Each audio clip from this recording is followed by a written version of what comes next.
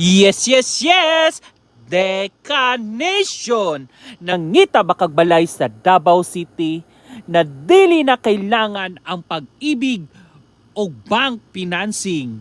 Good news mga ka-Deka Nation no, na atay reopen diri sa Deka Homes Tigato. Pinakaduol namo nga Deka diri sa downtown area. So another good news mga ka-Deka Nation no, for only 55,000 lang ang ato ang cash out. Ma-turn over dayon namo ang balay in just 1 month. So makapuyo na ka. So nakita nimo ang balay no, good news, naka-extension na mga ka-Deka Nation. So gamay na lang kaayo ka o gastuson. So naani siya duha ka kwarto o isa ka toilet and bath mga ka-Deka Nation. Good news kay mga ka-Deka Nation no, maulang ni ang balay nga gamay kaayo og down payment for only 55,000 lang. All in na siya.